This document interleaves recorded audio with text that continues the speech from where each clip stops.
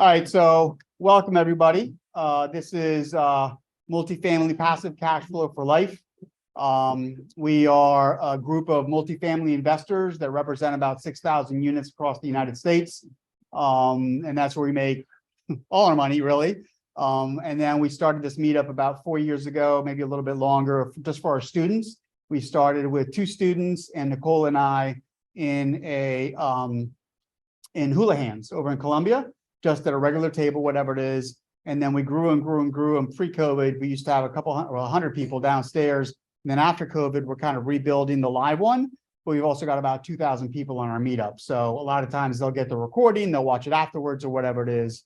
So anyway, today we have Terry Painter, who is on the screen. Terry Painter actually has a book outside of what he's also doing. It's called the Encyclopedia of Commercial Real Estate Advice, which is actually very good. I've read it. He's got some great stuff in there. He's the founder of the Apartment Loan Store. So if you guys need multifamily loans, he's got access to a bunch of different stuff. They've done almost $4 billion in commercial loans since 1997. He's also an expert in syndication financing and personally closed hundreds of commercial real estate deals and been a top producer.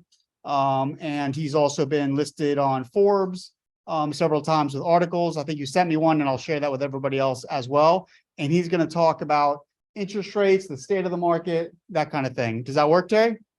Sounds like a plan. Yes. Okay, great. Go ahead. It's all yours. All right. Well, I was just starting when I was doing the test. People are pretty shocked by interest rates today, which let's just say if you were going to go to your bank, they're going to be somewhere probably in the low 6% range right now on a 3 to 5 year fixed. And so so that does sound really high, because what happens is in December of 2021, interest rates for a home loan went as low. This is on December 19th, 2021. Interest rates went as low as 2.96. And our rates, we represent over 40 programs, went down to 3.1%. So the thing about it is, like, what happened here, and also just to say, that interest rates were as high as 16.63% if we go back to 1975, and this was in 1981. So historically, rates are just killing us. But when I first started doing my job in 1997, if you could believe this, cap rates on multifamily were at 9.5%, and interest rates were about 7.6%. And I would like to address in this conversation today just what happens when we have what's happening today, where cap rates are so much lower than interest rates. It creates an environment where there's really almost no good deals for new investors, to get in. The math just doesn't work. Right. But anyway, so as most of you probably have heard today, the Fed's raised interest rates by another 0.25%. Darn! Why didn't they listen to the public? They don't want this. I mean, right. So I have a buddy who has a marble branded business in Grants Pass, Oregon, and he has an SBA loan. When he bought the business in 2021, his SBA loan was at 4.75%. Today, it was at 9%. Now, after today, it's going to go up to 9.25%. So he's really not. The money's not going to him. It's going to the bank and SBA, and right. to the people who buy the SBA bonds. So the question is, I think it's really important that there's really like a major misunderstanding, and that's that when the Feds raise the rates, as they have today, that long-term rates are affected. And what's interesting about that is it's yes and no. What happens is that there is a trickle-up effect to Treasury yields that do affect long-term rates. James, are you still there? Yep, I'm still here.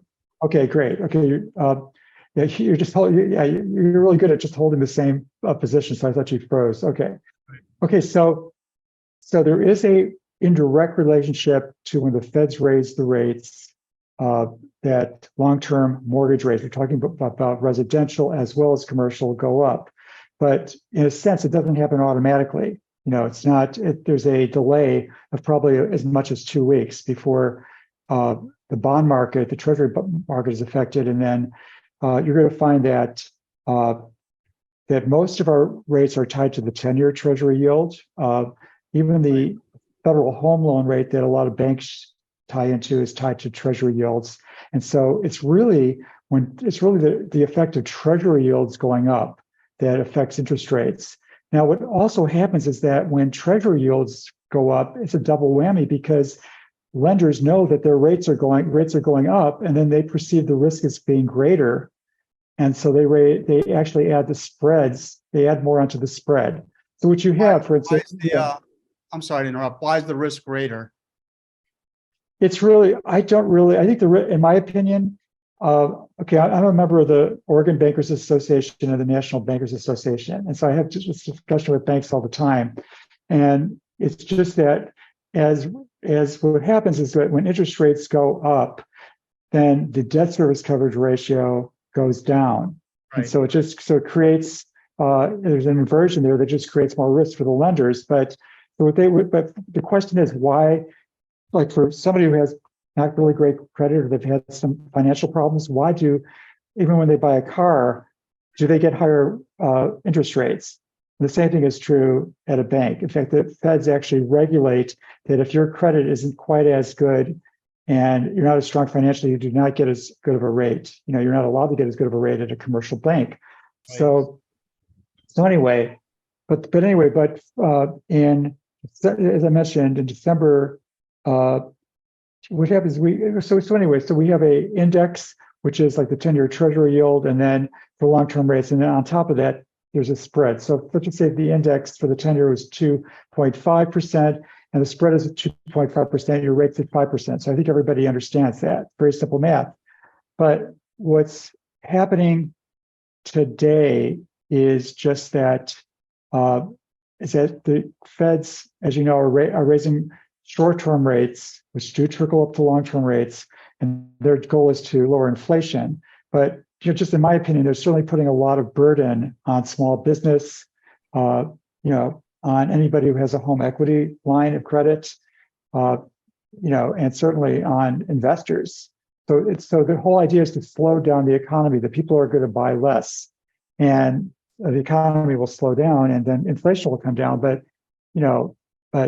it seems to me that we're just on the edge of being pushed into a recession.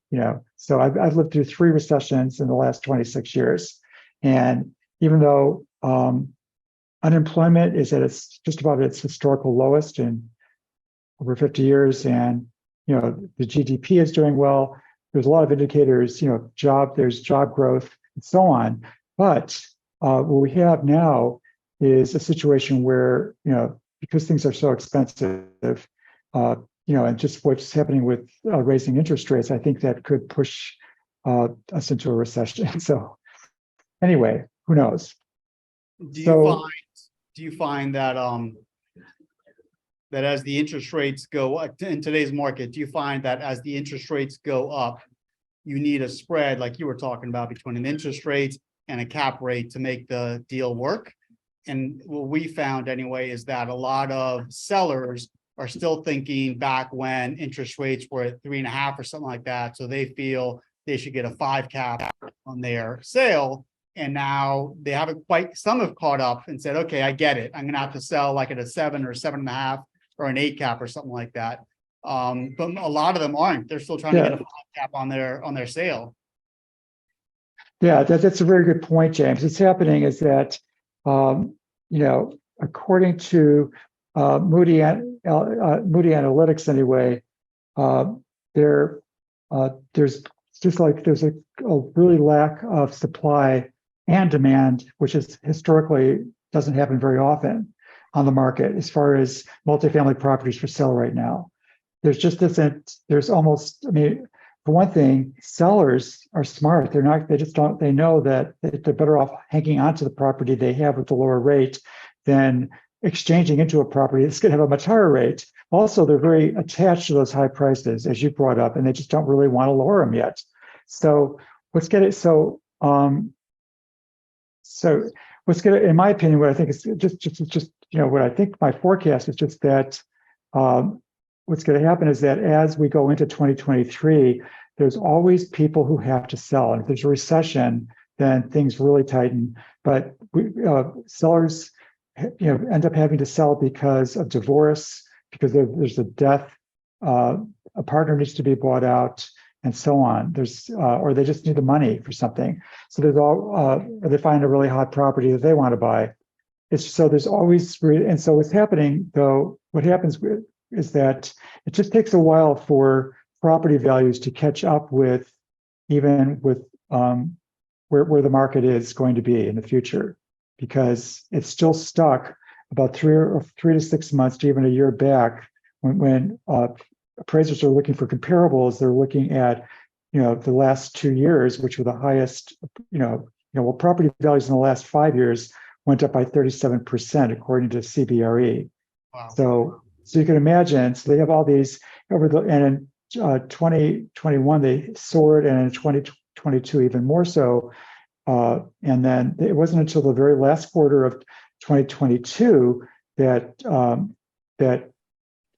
actually cap rates have come down. And so is anybody else? Do you have any more questions about like how interest rates are determined and what's going on with that? No, so I guess the question is, I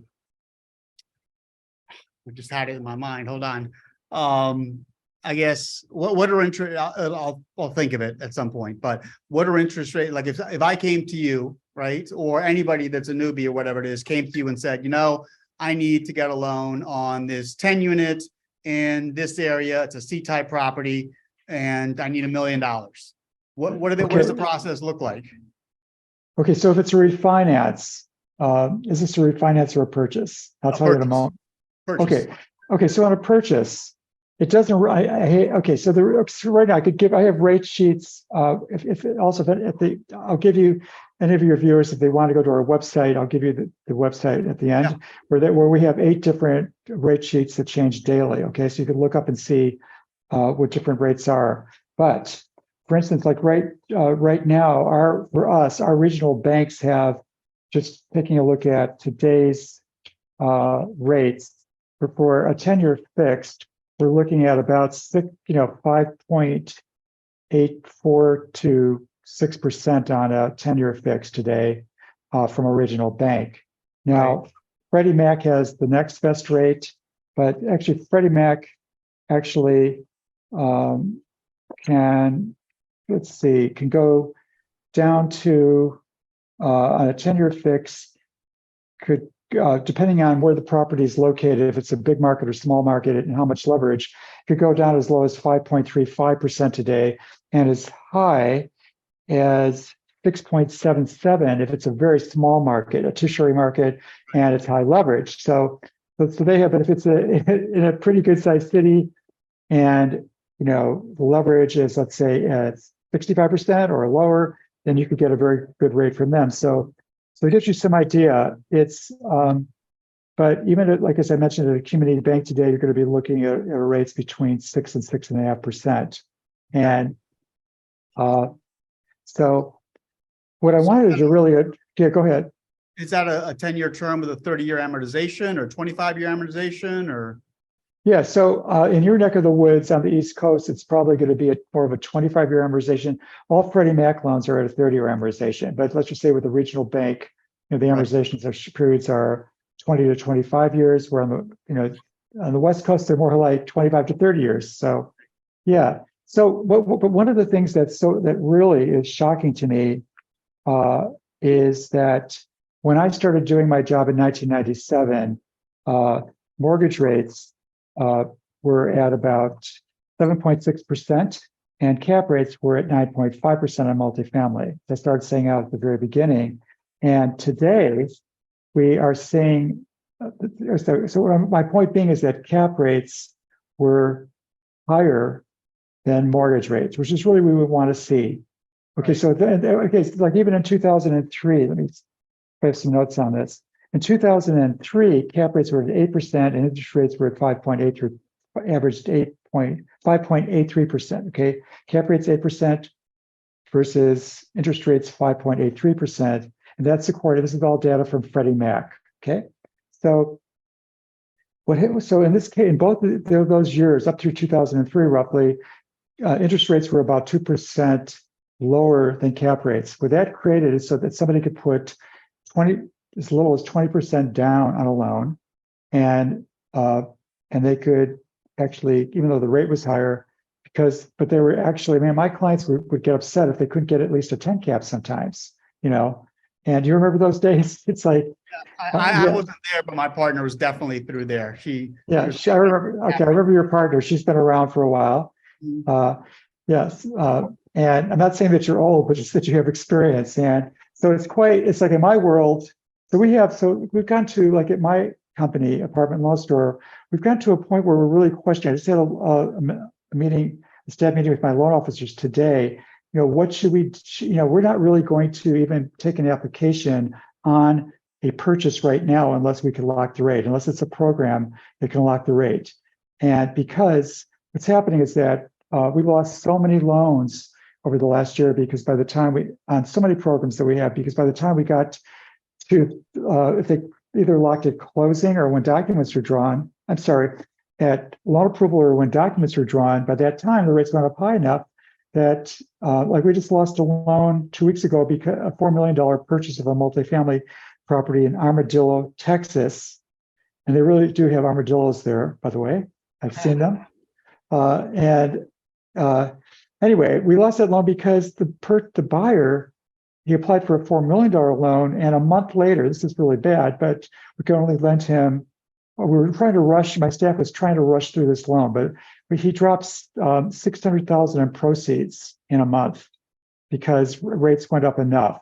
Okay, right. Now they've come down a bit, just a bit. Treasuries are at about 3.5% right now. So, but we have a serious problem now, and that's that these cap rates really do need to go up. We want to see cap rates at least equal to interest rates. Okay, then there's some room for investors today to make some money.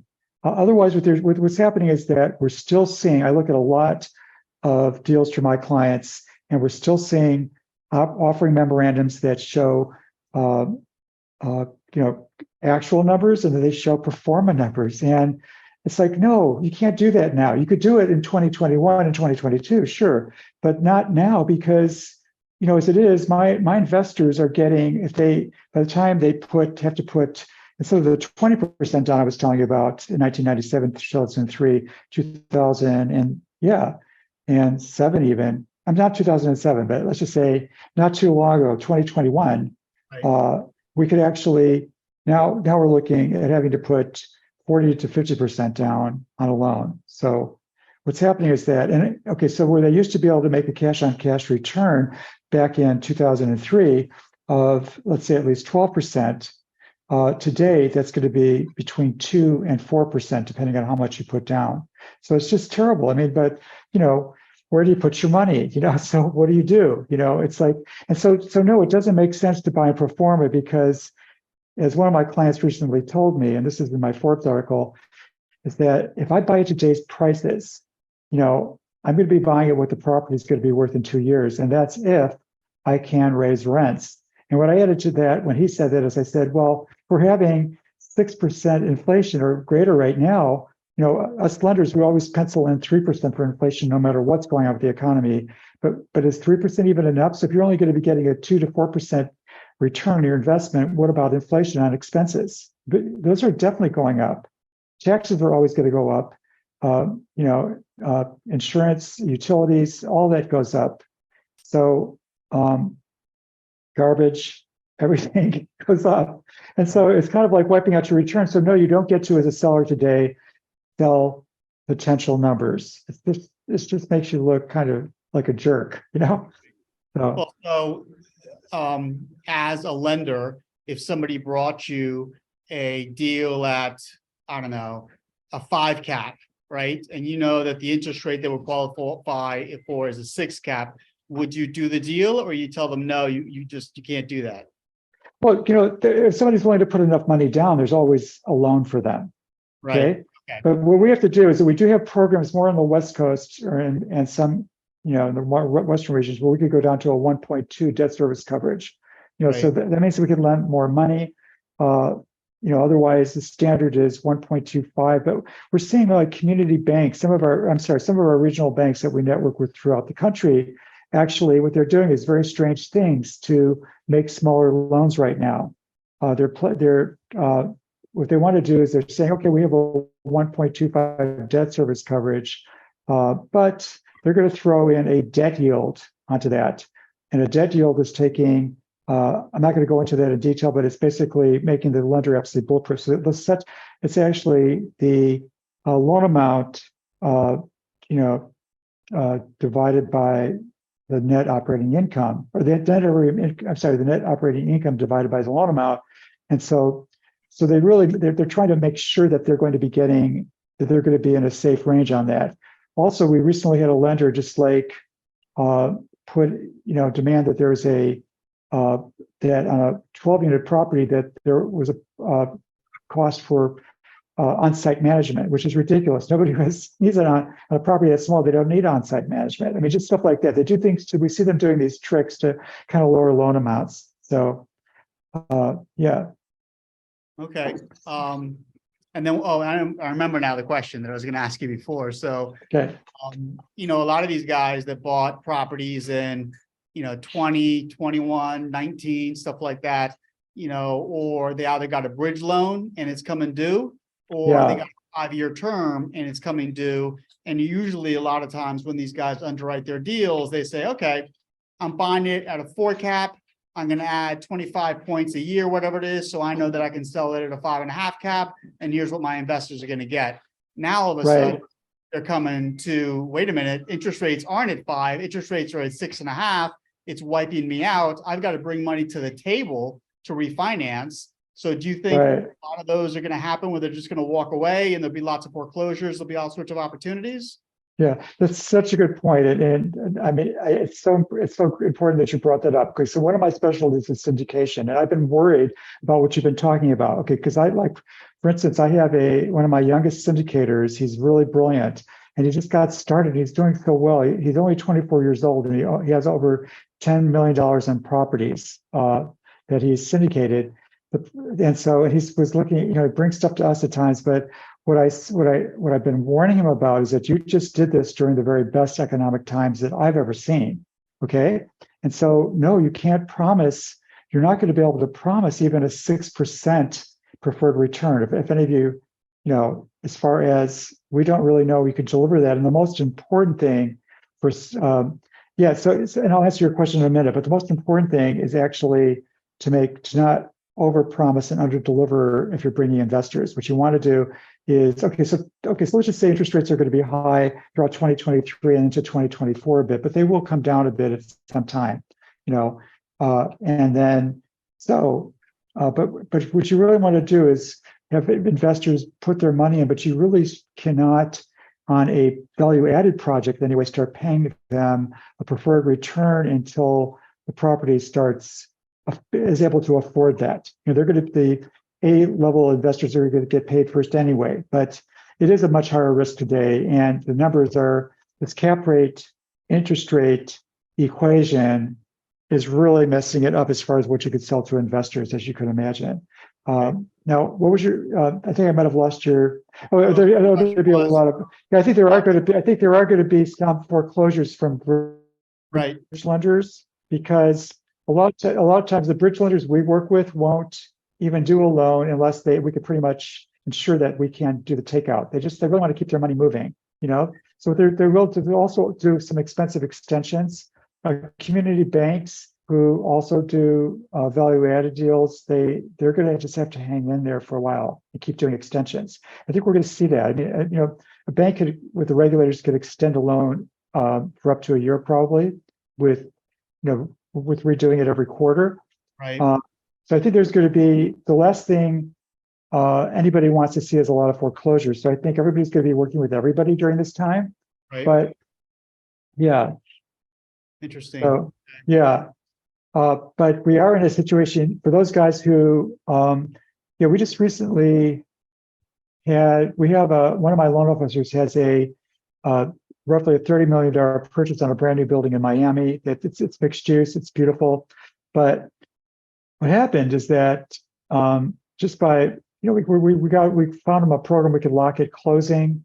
I'm sorry, lock at application, and everything's coming together except that with the small margin he has to operate on, we just really, to meet our insurance requirements, actually his expenses went up, and for this program. And so from about 12,000, well, anyway, they went up a lot. I can't remember the numbers exactly right now, but it's amazing though. But it's just really, so we're seeing, as I mentioned, we're just seeing a lot of deals not really come together. We help all of our investors, try to put their deals together as intelligently as possible. Right. But it's really kind of a time right now, if you're thinking about purchasing a property, just to wait for both interest rates. You could, actually more prices to come down a bit, right, to where they make sense. Yeah. Right. So we're finding the cap rates are going up in some parts of the Maryland area where I live. Yeah. They're not quite where they are supposed to be, but I think some of the smaller local landlords are going, wow, something, I could have gotten 1.5 for this a year ago. Maybe I can only get 1.1 or 1 point whatever. And if I want to get out now, I bought this 40 years ago, so I'm still going to make $1 million, right? Yeah. I don't care. I've got so much equity in the property. I don't care. And I think those are the guys that you'll be able to get the better deals from. In terms of locking in the interest rates, like how long does it take for you to close a loan? And then at what point can someone buy a lock, and what does the lock cost? Okay, let's talk about, first of all, okay, most commercial real estate loans, or at least multifamily loans, really take a good 60 days. And actually, okay, so what's one of the things that's happened is that for sure, I'm going to tell you, it's no longer a seller's market. If anything, it is a buyer's market. Okay, so you don't have to bid on good properties. No more. You really should allow 90 days for due diligence and 90 days for 90 days, 60. I'm sorry, at least 75 days for due diligence and 90 days for closing. Right. You just don't really. It's just that's just where it's at now. You could take more time. Sellers are not in a position to really push you because they have so many. In fact, it's just in the last quarter according to Fannie Mae, the last quarter of 2022, the amount of investors who actually made offers on properties and actually try to buy properties dropped by 70%. So that's where that's what we're talking about. There's just not, that's what's pushed it into being more of a buyer's market now. Yeah. So you can allow a lot more time for due diligence if you're buying something. Now, what I want to just to address first is that these are the lenders that can actually lock a rate at application right off the bat. First of all, credit unions, they're lending their own money. They never borrow money from the feds or other banks. And they can always, if they offer you a rate on their letter of interest for the deal, you could get them to agree, okay, that's the rate. That's going to be your rate. That's great. Okay, regional banks could also do that. They could also offer you, they're going to charge you a 1% refundable rate lock deposit to do that. Freddie Mac, Fannie Mae, and HUD all charge you a refundable fee at closing as long as you take the loan to actually and to lock the rate. But it doesn't really pay to actually, it's from the example I told you where guy lost 600,000, it's like proceeds on his loan. It doesn't really pay to take out a loan today, right now, if you can't lock the rate at application. Okay. Too risky. Yeah, because it's just gonna be on a purchase, especially. Your yield's just gonna drop. Right. If rates go up. Yeah. So I think in terms of what would you recommend, and I know you've gone over some of this, but and I know we're kind of wrapping up, but in terms of what you would recommend to a new buyer now, what are like the three most important things you could recommend to a new buyer to make sure that they don't get burned? Okay, well, the first thing is that the best thing to do if you're totally new is read my book. I'm kind of joking, but not. But yeah, I read your book; it's pretty good. yeah. But it actually has like 136 time and money saving techniques. But basically, a lot of pitfalls to avoid. Okay, but it gives you a good for a beginner. It gives you everything you would need to know to watch out to avoid. But you know. Okay. But anyway, but that was kind of a joke and kind of not a joke. But Right. the most important thing if you new is you really do need a mentor.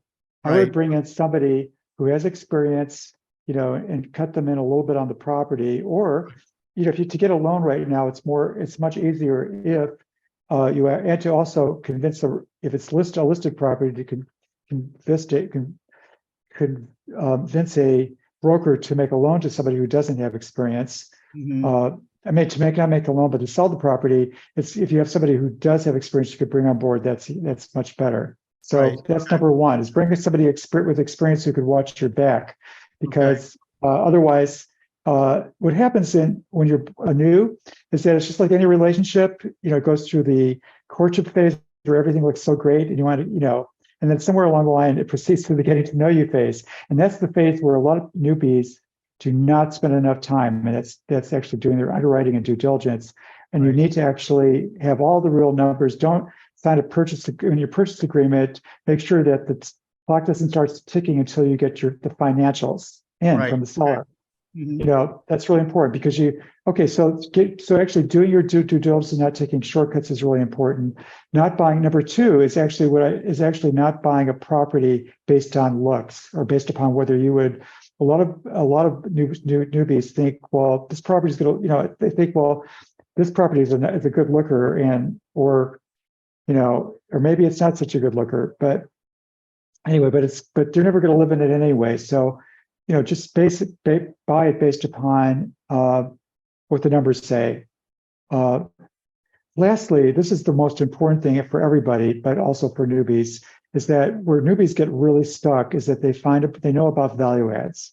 And I'll tell you this, it's amazing how many old time property, multifamily property owners literally just get tired along the road and they do not upgrade their properties. And mostly they don't raise rents to where market is. So there's a lot of opportunity there, but if we are going to go into a recession, for instance, my point is that you have to be very careful now to not buy a property and think you could raise rents to make it worth it. If you do those upgrades, you're going to probably be paying too much for that property already, and what you want to do is you need to make sure you're not going to be doing expensive value adds to raise rents. What you want to do is some very low cost operational value adds, like a new property name, some new branding, new websites, and so on. Maybe just some really low cost cosmetic improvements. But don't plan on spending hardly any money on the property at what you're going to be paying for a property over this next year. And that's what a newbie really has to really watch out for, because they're going to think, oh, well, if I just, reconfigure, open up the kitchen to the living room, and no, you can't do that right now. I mean, do some light fixtures, some new sink faucets, some new wall coverings. I just did this on a property, and just really inexpensive gingerbreading, but that's it. Yeah. And why is that? Why would you recommend? I didn't catch that part. Why would you recommend they not do? So if you buy a property and it's from an older gentleman and he's had it forever and he's never really raised the rents, and the rents are now 800 and market is 1100, right? So you'd have to go in and do like, flooring, paint, fixtures, appliances, but that's it. You're not doing any structural thing. You saying they shouldn't do that now, or it's okay? No, I'm not saying, well, okay, let me rephrase that. I did say it's not a good time, but I'll tell you what, if you get the property for a good enough price, you could do whatever you want. Okay. All right. It's just that what you have to do, of course, is take the purchase price. You've got to get a really good estimate on the cost of renovations, then add probably 15 to 20% onto that. and Right. then see what your cash and cash return is going to be based upon having all that into the property. Now, Right. the other thing too is that when we go into recessions, if it's in a working class neighborhood, it's very difficult to raise rents because you have to worry about tenant rollover risk or losing tenants and so on. Now, if it's in a really good neighborhood and the rents are under market, then actually you can improve the property to a much larger extent, and you could also raise rents right away to market, really, because those are probably professional people who can afford this rental increase. They're not Right. going to move for that. That So, makes sense. Okay. but so yeah, so All right, so get educated, make sure you work the numbers. And what was the third one? not choosing a property, not paying too much for a property Okay, not if it overpaying. needs value adds or expensive value adds. Okay, It's just not good. It's just that because if you're going to be, let's just say if you're going to be buying even this, the property was at a 5 3/4 cap and now it's at a 6 1/4 cap, it's still, historically, for a C-class property in a blue collar neighborhood, that's too low.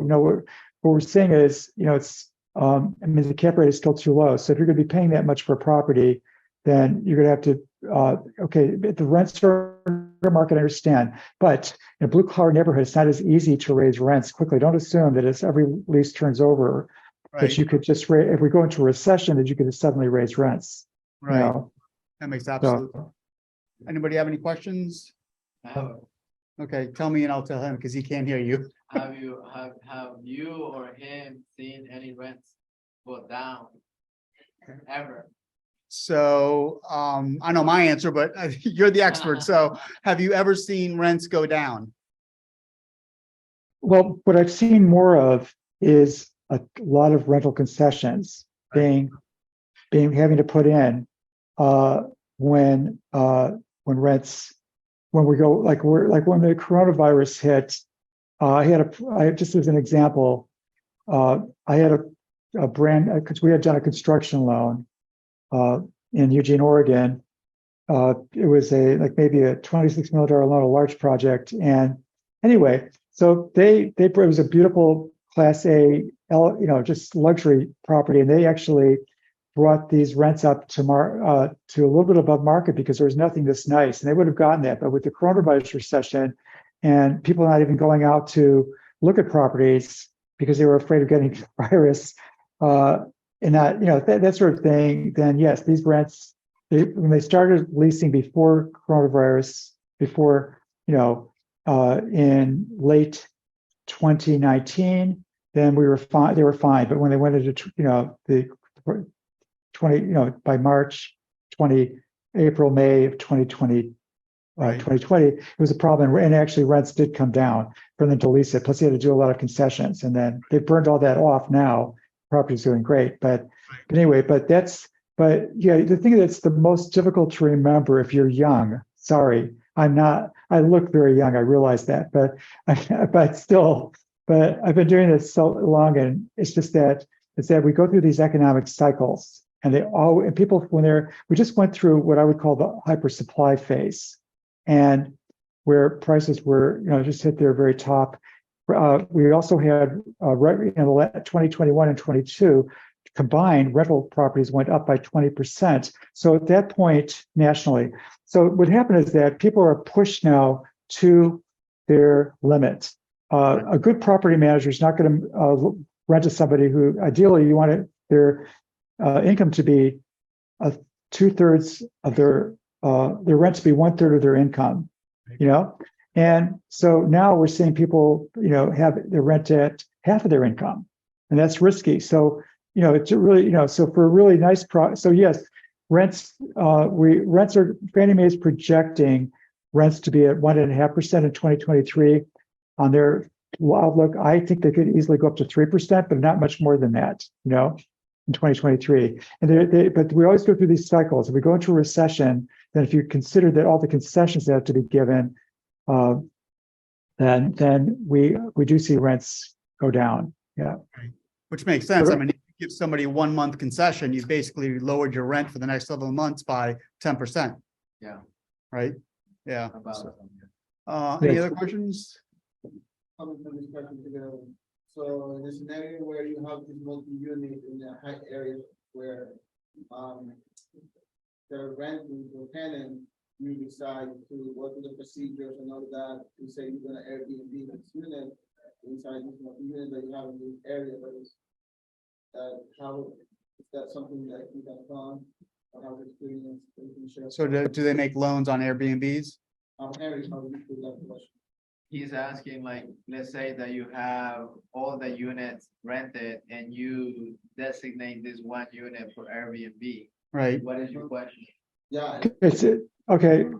something doable, in the sense of. Well, okay. So I understand the question. Okay. Okay. So on agency loans, Fannie Mac, Freddie Mac, HUD, and larger banks, they don't like that. They really want. They really see. It's actually they see it as mixing of two different types of businesses. You have your multifamily rental business, and then you are now in the hospitality business, renting out a room. And they don't really, now what's happening is that you're definitely going to make a lot more money on the hospitality side, per month, if it's a nice area, but still banks are not, they're just not big risk takers. So most lenders do not like that. However, a small community bank that really understands the property, if it's a low enough leverage, they can do that. They can actually allow you to take, I've seen it happen. They could allow you to take some units and make them Airbnbs, but they really want to see, they really want to see some history on that. That's one of the, ideally.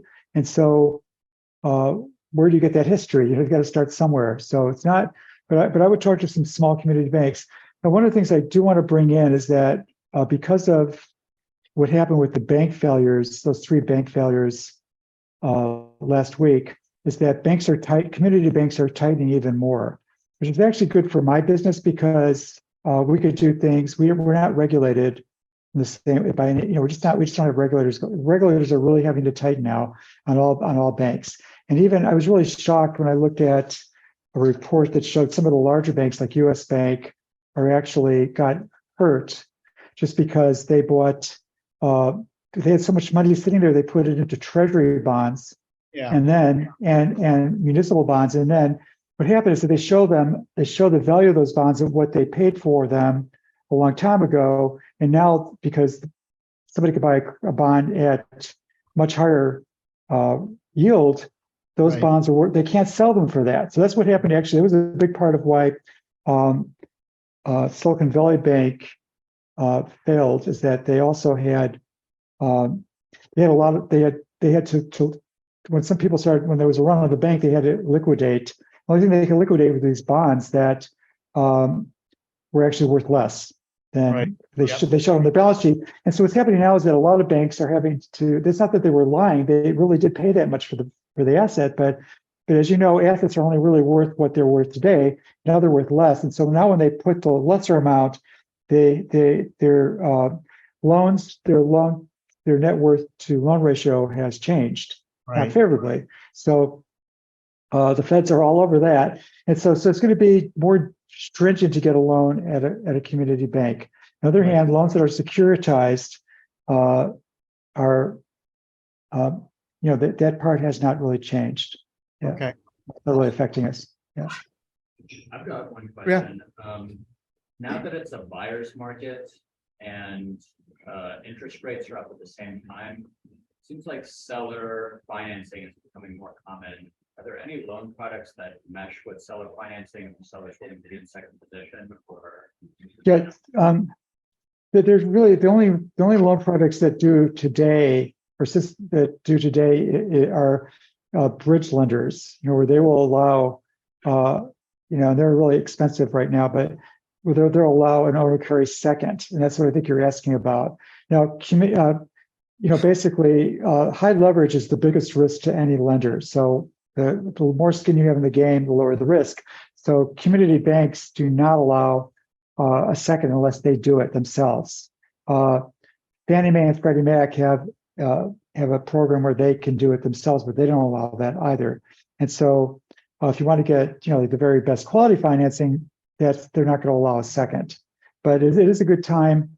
It can be a good time to, if you can find a seller that just have to sell and they don't, and for tax purposes or whatever, they don't want to do it now, that could be, they could carry the paper for a while. That would be good. Yeah. Right. Or you could get a loan for 50, 60, 65% of it, and then leave the guy in as a partner and give him payments, right? Yeah, that's actually a really good idea. And yeah. Nice. And that's to actually bring the partner in in a joint venture agreement. Right. Exactly. And that way, it's only fair because that way you don't also, it's going to be much easier to get the really good quality financing. And let's say they know nothing about running an apartment building, but they have they're going to be getting this income stream. Well, they could not only get that income stream, but they could also, if you bring them in as a partner, they could get, a percentage of the appreciation over time. Yep. So it's actually, it could be a good solution where you have the brands, you put a little bit of cash in and they put most of it in and you put the deal together. Okay. Yeah. And then I don't understand the part about stacking. So you go to Fannie Mae and they give you a loan for 50%. They're not going to allow you to go to somebody else and get a second loan to stack on it, but they'll do the second loan. I'm not sure I understand that. Okay, no, they just that they have. It's not really. It's called supplemental financing.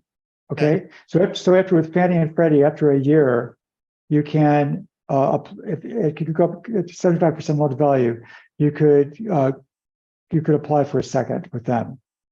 Oh, okay, I got you. Because they're doing it. That's my point being is that some lenders will do that if they do the second, but they don't want to carry. They don't want high leverage, and so Okay. yeah. And even so then on larger loans we can do, we could maybe go up. We used to be able to go up to 85%, but nothing works at that price anymore. Right. We did have secondary. We had a way of doing that, and I'm not going to go into that right now. But yeah, So theoretically, you could buy and put down 65% and then execute on your value add plan, have a year worth of seasoning, and then come back to the bank and go, okay, now my building is worth X. I don't want to refinance, but I would like to have a supplemental loan that comes up to 75 or 80% of the value. Is that right?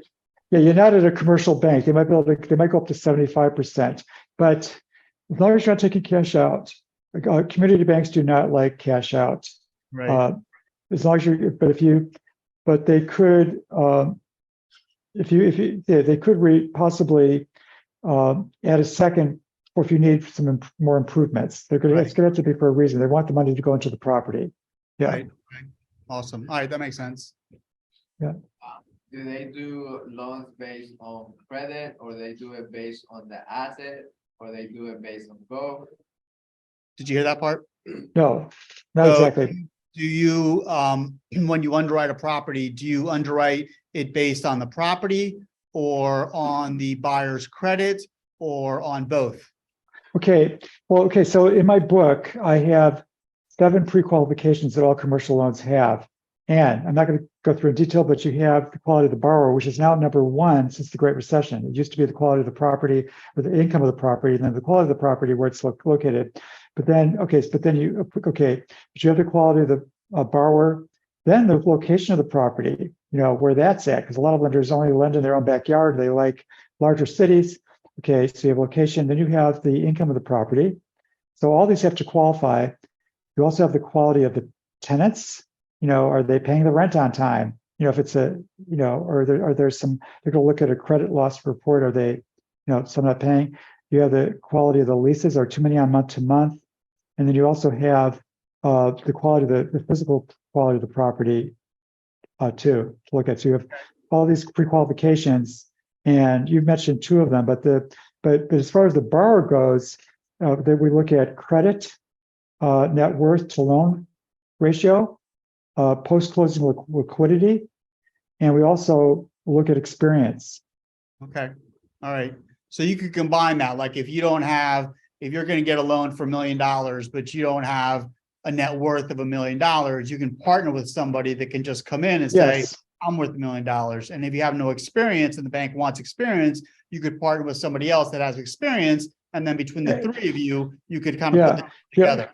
yeah, okay, that's true. Okay, exactly. Now for the agency loans, Fannie, Freddie, HUD, you do, okay, so for those loans, you do need experience, and you do need to have a net worth equal to the size of the loan. Well, actually, Freddie Mac, you could get by without experience, okay? But if the property is within 100 miles of where you live. Okay, now Right. community banks are a caveat on this. They're really great because what they're looking for, what they need for the regulators is just strong income. Okay, so if you have a good job, your wife has a good job, they're going to look at that. They're going to do a global ratio. And let's say you don't have a lot of experience, you don't have a net worth equal to the size of the loan. Okay, no problem. They could still work with that. You don't have a lot of post-closing liquidity, but you have some savings after the loan closes. They could work with that. So Okay.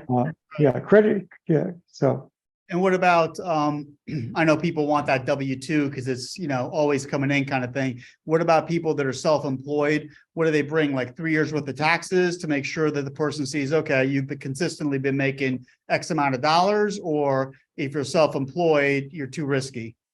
no, actually, if you have an established business and generally if you have at least 2 years of good income from that business showing on tax returns that supports their global ratio. The regulators require 2 years. Some banks want to see 3 years anyway. Okay. Just to stay on the safer side, but could be self-employed. A lot of Right. self-employed people don't like to show a lot of income on taxes. Right. So they can't blame them. And so, Right. so yeah, sometimes that's where they're a good fit for our Fannie and Freddie loans and HUD loans because we don't have to collect tax returns on those. Okay. Then you need a higher loan to, then you have to have more, net worth equal to the size of the loan. Yeah, And exactly. yes. What else? Anybody? Sam? No? What's the name of the book? What's the name of the book? Okay, the book is the Encyclopedia of Commercial Real Estate Advice. It's published by Wiley. They do the Dummies books. They're best known for the Dummies books. And yeah, you could, if you want to, you could, anyway, you could go to my author website which is terrypainterauthor.com. And it has a free first chapter, or you could purchase the book if you want. But it's so terrypainterauthor.com.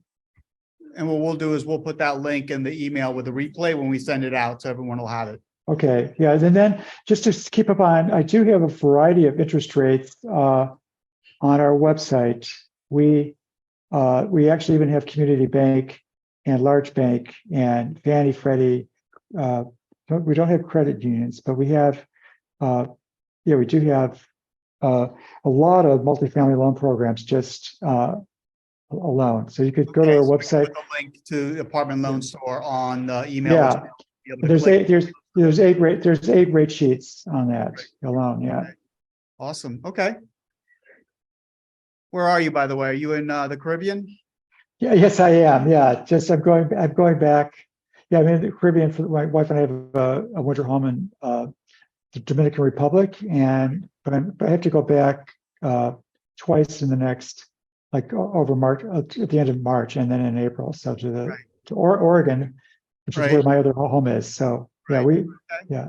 Awesome. Well, listen, thank you very, very much. It's been very informative. We appreciate you taking the time out of your day to actually educate. I'm sure we'll have people coming to your website to buy the book and also go into your website to get loans. And then if they want to talk to somebody, I guess there's like an 800 number or something like that on the loan website, or Yeah, nobody hardly has an 800 number anymore, but just there's a number you could call.